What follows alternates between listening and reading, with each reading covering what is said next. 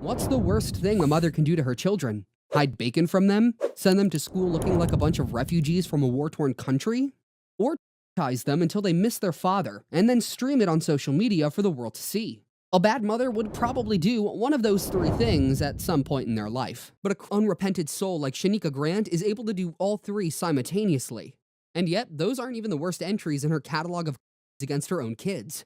Today, we're traveling deep into the toxic world of Shanika Grant and her 10 children, where starvation is disguised as and neglect is seen as a parenting hack. We'll expose her biggest atrocities and the public show of shame that led to her downfall. Shanika Grant is probably the internet's most hated mom right now. Since November of 2023, there have been at least 3 online petitions launched against her. Some of the petitions say Nika is an unfit and neglectful parent. And considering the overwhelming evidence online, they are right.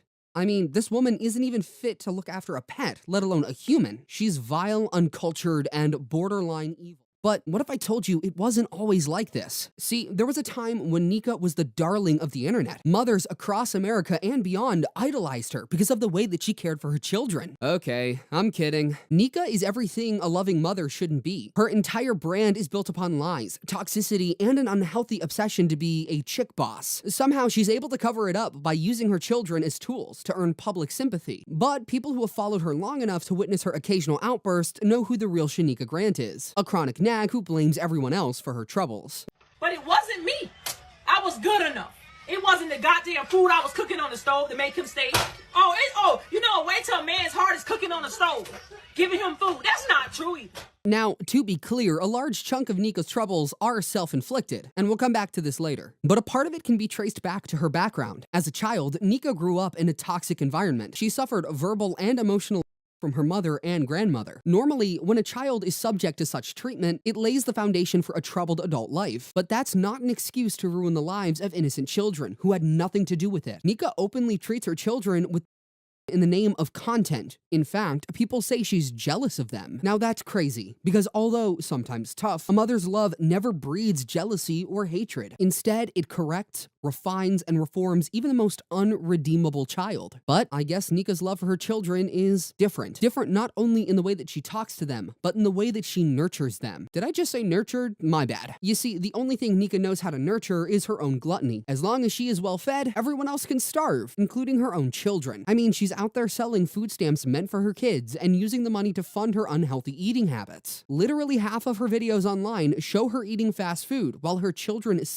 in the background. Now, you can choose to look at this legally or morally. Under the law, trading food stamps is a criminal act, punishable by either fines, jail time, or outright ban from SNAP and other assistance programs. If you ask me, I think Nika deserves all 3 punishments. But asking her to pay fines or blacklisting her from these benefits while the children are still in her custody is of no use. In fact, I could argue that it could be counterproductive, because in the end, those innocent kids would have to bear the brunt. Think about that for a second. Nika already gets enough financial help, child support, donations, social media earnings, and of course, food stamps. Now, imagine if those stamps are taken away. Her children literally won't know what meat tastes like anymore, and that's what makes the moral angle even worse. The truth is, people sometimes sell food stamps to cover other essential expenses, like rent or electricity. Yes, it's not ideal, because in the end, it's a breach of social trust, and again, it's a criminal offense. But at least you can understand why they do it. However, when a mother sells food stamps and uses the proceeds to treat herself to meals from drive-thrus, then that's a crime against the law and humanity. It is unexplainable, inexcusable, and above all, unforgivable. Now, I wish the problem was just food. At least then, we would know that donating some fresh meals to the kids would perhaps solve the problem. But unfortunately, that's not the case. The problem here is that Nika is like a multi-headed snake, with many different toxic sides and a bitterness that knows no bounds. One time, she went out with her youngest daughter, Sasha,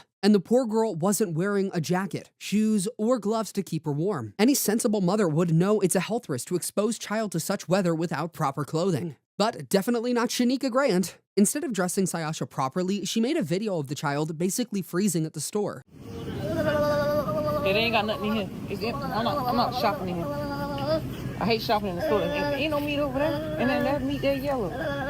Now guess what? The very next day after she uploaded the videos, Nika went shopping again. And this time, she bought all the winter essentials for herself, but conveniently forgot to buy anything for Sasha. When you hear things like this, it makes you want to ask some serious questions. How on earth can a mother be so nonchalant and uncaring towards her own children? And if indeed she hates them as much as we see in these videos, why isn't she giving them up for adoption? Well, the answer isn't as simple as you think. And the more you dig into it, the more disturbing details you'll find. Trust me, I'm not even kidding. So, there's a story on the internet about why Shanika hates Sasha so much, and it goes like this. Some years ago, Nika came to the internet to tell everyone she was pregnant because she wanted donations, and she got them. People gifted her left, right, and center. But after a while, the donors noticed something weird. Nika didn't have a baby bump or anything else to suggest she was pregnant. Knowing Nika for who she is, they believed it was another dubious trick from her playbook. And so, in a desperate attempt to save face, Nika then went on to get pregnant, eventually giving birth to Sasha. Now, here's the part that gets me really sick. According to the rumors, Nika believes the donors pressured her to give birth to Sasha, and that's the reason she hates the girl so much. Whether or not this story is true, we'll never know, because if you ask Nika, she'll 100% deny it. But I'll tell you a few more stories, so you'll hopefully reach the right conclusion. So, once upon a time, Nika visited the store with her son Elijah, and the kid was looking hungry and dirty. But that's not even a surprise anymore, because I guess we all know who Nika is at this point. Anyway, as they walked through the aisle, Elijah found a toy that he liked and begged his mom to buy it. Mind you, the toy in question was just $3.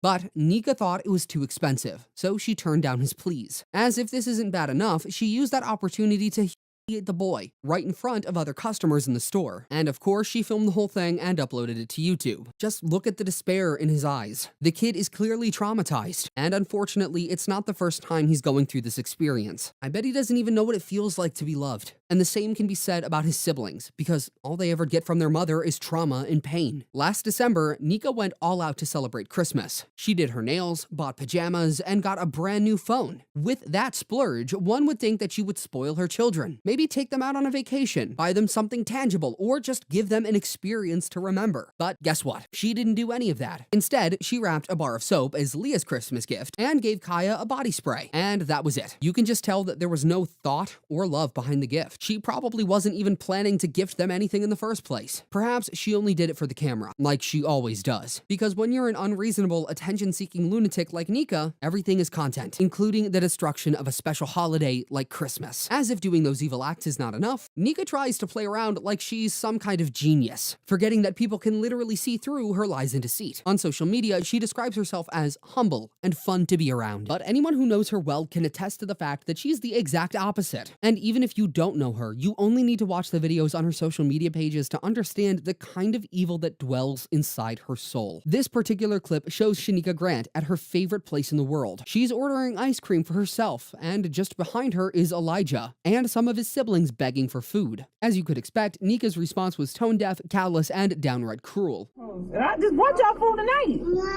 I got bills to pay now. And that ain't y'all money, that's mine. Hi, y'all still. In case you're wondering who's filming and laughing in the background, that's probably Naya, Nika's oldest daughter, and the main accomplice in her reign of terror. Describing Naya is quite easy. Just picture a personality that has the same characteristics as Nika, but in a teenage body. In other words, Naya is a mini version of Nika. That perhaps explains why their names sound like a nursery rhyme. While her siblings starve, Naya is always seen living a life of luxury with her mom. One time, they bought takeout and ate it all in the car just so the other kids wouldn't get a bite. And the few times they decided to share, they kept the bulk of the food to themselves and handed out test portions to the rest. The bond between them is quite strong. Nika would sometimes make videos defending Naya when people would call her out for mistreating her siblings. And the teenage monster, on her own part, ensures that Nika's regime of emotional and physical is enforced, even when she's not around. She spends so much time mistreating her siblings that she can't even get a simple pronunciation right. Naya's brain is so filled with hate that there's literally no space for academic knowledge to fit in, and the one person who's supposed to correct her is, in fact, her biggest cheerleader. Like you who's watching this video right now, so many people are heartbroken by the plight of those children, and a few of them have tried to intervene. Some have written petitions, and others have sent strongly worded texts to Nika. hoping that she would reflect on them and perhaps change. But guess what? Nika doesn't seem to care, and she definitely doesn't have any plans to change. In fact, recently, after she was hit by a barrage of comments that got under her skin, she released a joke of a statement. She began the poorly written text by saying her children can sometimes be disrespectful. She also said she's going through a lot from internet trolls, and that there's no neglect or physical in the house. To crown it all, she claims that she loves all 10 of her children and would never cause them harm. Can you believe that? I mean, what is greater than exposing your child to harsh winter weather? Or what could be more uninvolving than your own son in public because he asked for a $3 toy? At this point, I think we just have to say it out loud. Nika is dumb, and she doesn't know it. Her lies are so weak, you don't even need an investigative journalist to burst them. You see all those videos about how she's going through a lot? It's all just a smokescreen to deflect attention from the real issues, and a well-calculated attempt to escape accountability. And if you're wondering how she became the devil she is today, that's it right there. The constant refusal to turn the blame on herself, and a compulsion to cover her lies with more lies. And when someone has that type of reputation, it's hard to trust any word that comes out of their mouth. I mean, with all this new revelation coming to light, you begin to wonder if she really has a job as she claims. And the stories about her being by her mother and grandmother, that's probably another fabrication from her playbook of lies. Because even if we assume she's telling the truth, does it mean that she's also not on good terms with her siblings? And why is it no member of her family has come to visit her kids? We'll probably never get an answer to these questions, but just by exploring them, we can pick out the holes in her stories. Okay, enough about Nika and her evil ways.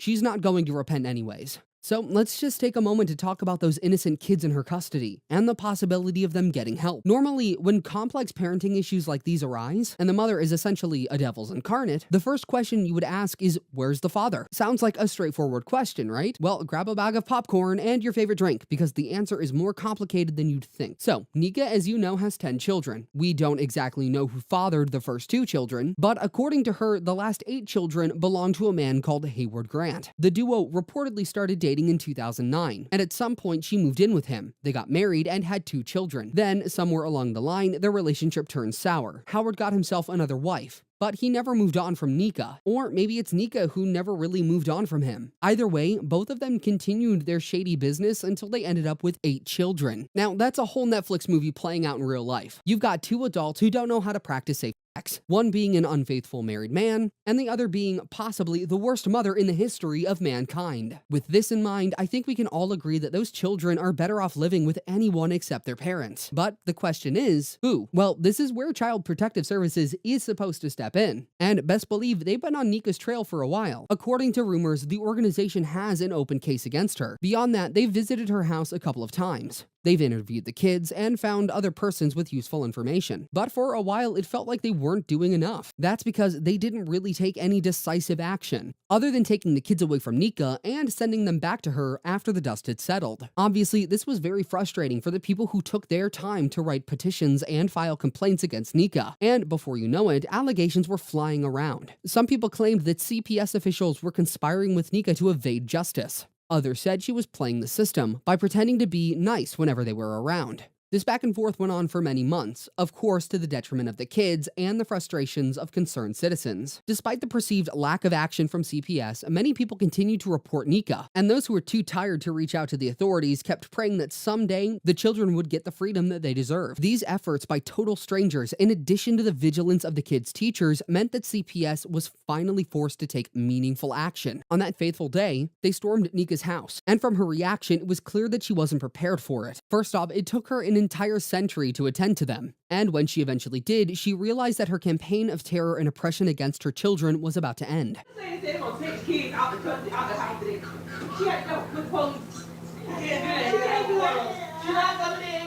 Like any wicked dictator would, Nika was doing everything she could to save her empire. And her most trusted lieutenant was right on hand to give her false hopes.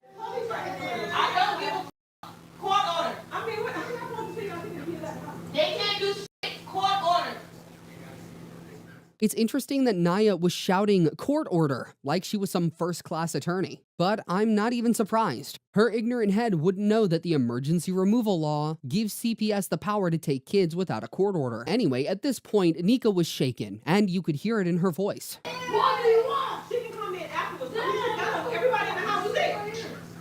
Her entire scam was collapsing right before her eyes. Her wicked smile was replaced with panic, and her usual arrogance quickly turned to fear. However, the worst was yet to come. As CPS officials made their way in, they mentioned how dirty the house was. But instead of taking responsibility, she became defensive. It's not nasty. They're playing. They got trash right on the floor. Y'all put bars in, and I'm sick. In the past, her lies probably would have worked on the CPS officials, but not this time. They came determined to do the right thing. Seeing that her lies were beginning to fall apart like a house of cards, Nika changed tactics. She tried to stop CPS from accessing certain parts of her house, and when they asked to take pictures, she flipped the script, claiming that her privacy was being invaded. Can I take some pictures, please? Not yet. We ain't done yet. We have not done nothing yet. We ain't cleaned nothing. I'm sick. Well, I gotta do something. I have to go to court or something. This is not right. I feel like my privacy is being invaded. I don't feel like it. It took a while, but Shanika Grant was beginning to reveal her true identity. So far, she'd blamed CPS for showing up when she was unprepared. That obviously didn't work, so she threw in the sob story about privacy, hoping it would do the magic. And when that failed, she resorted to emotional blackmail, claiming that she'd been sick all day. That failed as well. Do you have coats for your kids, Miss Grant? The state bought coats for kids. Can I see the coats?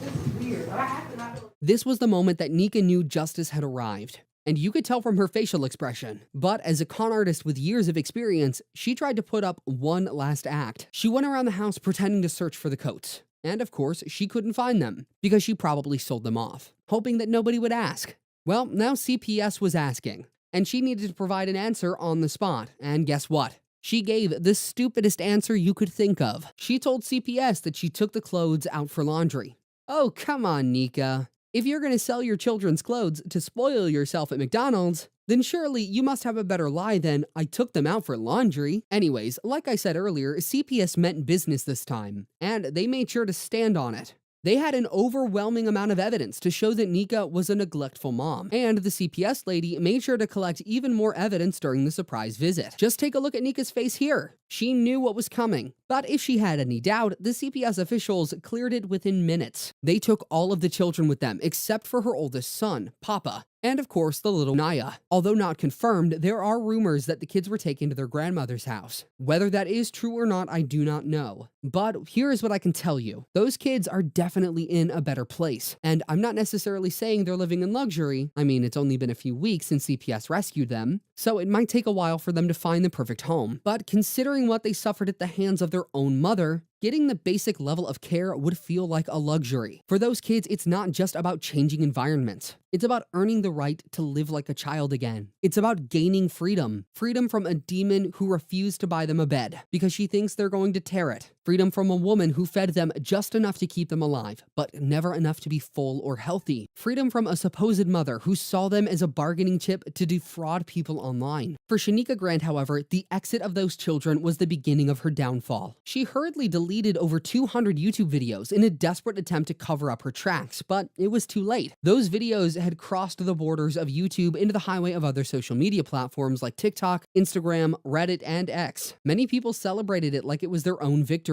One YouTuber even listened to it as divine intervention, saying that God always comes at the right time. That tells you how much people were keen to see those kids break free from Nika. For so long, she mistreated them with reckless impunity. It was almost as if she is above the law. But when karma found her, it was brutal, cold, and swift like the death of a villain in a superhero movie. And the best part is, there's literally no way for her to spin this. The kids, who were her biggest leverage, have been taken away. That means no more food stamps to sell, no more donations for her to mismanage, and no more virality on social media because honestly, 99% of the people who watched her videos are only concerned about the children. Now that they're gone, there's absolutely no incentive to keep watching her videos. As a matter of fact, all Nika has left right now is her toxic self, bad advice from Naya, and hopefully a well-deserved vacation behind bars when CPS brings criminal charges against her. Now, it's your turn, and I'm really curious. What do you make of Shanika Grant? Is she the worst mother in the history of mankind? And do you think she deserves jail time? Let me know your thoughts in the comments. If you enjoyed the video, please subscribe to the channel, hit the like button, and don't forget to turn on notifications to get real-time updates every time we upload a new video.